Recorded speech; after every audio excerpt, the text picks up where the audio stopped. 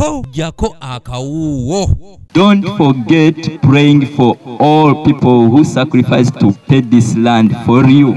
Omubaka akiikirira abantu b'e Buvuma mu lukiiko olukulu lw'eggwanga Robert Migadde Ndugwa asabye ebibiina by'obwannakyewa okwongera okufaayo ennyo okulaba nga badduukirira abantu b'okubizinga naddala eky'e Buvuma kubanga bangi bali mu mbeera eyeetaaga okuyambibwa.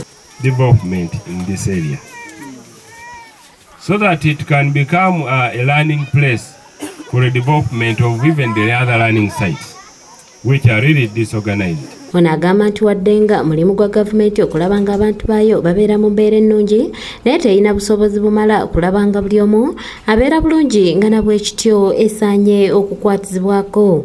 N'ebibiina by'obwannakyewa paka myaka nga 10 egiyise nga tetulina mu kibiina n'ekimu Buvuma yonna so nga nabo batya amazzi so tubakubiriza nti Buvuma alinga ebitundu ebirala nga webeyiwanga ekalamojja twagala n'eno bajje bakole emisomo egyo obuyambi abantu babufune n'amagezi. Ono okwogera bino abadde ku mukolo gw'okukwasa ebyapa by'ettaka eri abatuuze abali bawangalira ku kyalo Bukiyindi abaakosebwa okubumbulukuka kw'ettaka gye buvuddeko nga lino lyaguliddwa ekibiina kya Tax Friendship Association nga liwerako obugazi bwayika 8.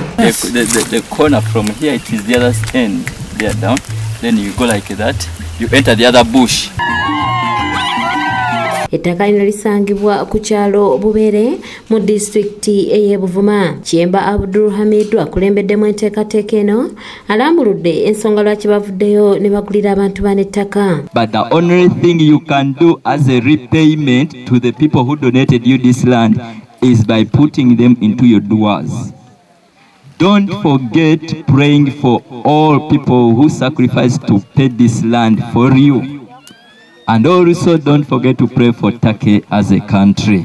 When you pray for them and Allah gives them more barakah, they will come back to you. You receive an Indian, they can put a borehole which you have said in the report. Semstin Takan, ssentebe w'ekitongole kino ategeeza nga bagenda okuzimbira abantu bano amayumba agawerera ddala 8 wamu n'okubateerako nayikonto mu bwangu ddala. We are going to open a borehole inshallah soon here.